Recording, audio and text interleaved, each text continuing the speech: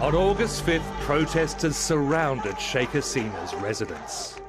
5 August 2024 বাংলাদেশের প্রধানমন্ত্রী শেখ হাসিনার পতন, ছাত্রদের বিপ্লব, সেনাবাহিনীর নিরপেক্ষতা আর একটি নতুন যাত্রা শুরু। একটি দেশের ইতিহাস বদলে যায় মাত্র একদিনে। আল জাজিরার 49 মিনিটের ডকুমেন্টারিতে উঠে এসেছে গুম, হত্যা আর দমন পীড়নের বিভীষিকাময় ইতিহাস এবং ডক্টর ইউনূসের নেতৃত্বে এক নতুন শুরুর গল্প। 5 আগস্ট 2024 ছাত্র আন্দোলনের চাপে শেখ হাসিনা পদত্যাগ করেন এবং দেশ ছাড়েন। বিক্ষোভকারীরা প্রবেশ করে প্রধানমন্ত্রীর বাসভবনে। আল জাজিরার ডকুমেন্টারিতে তুলে ধরা হয় কিভাবে তার শাসনামলে হাজারো মানুষ গুম, নির্যাতন ও বিচার বহির্ভূত হত্যাকাণ্ডের শিকার হয়েছে।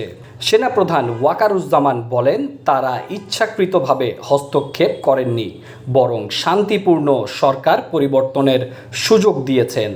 ডক্টর মোহাম্মদ ইউনূসের নেতৃত্বে অন্তর্বর্তী সরকার গঠিত হয়। তাদের লক্ষ্য পুলিশ, আদালত, প্রশাসনে সংস্কার এনে গণতন্ত্র ফিরিয়ে আনা। জাতিসংঘ বলছে হাসিনা সরকারের দমন নীতি সম্ভাব্য মানবতা বিরোধী অপরাধ। এই অভিযোগের তদন্ত শুরু করেছে নতুন সরকার। আজ বাংলাদেশ ফিরে তাকাচ্ছে এবং শেখ হাসিনার শাসনকে দেখছে একটি গোপন নৃশংসতার যুগ হিসেবে।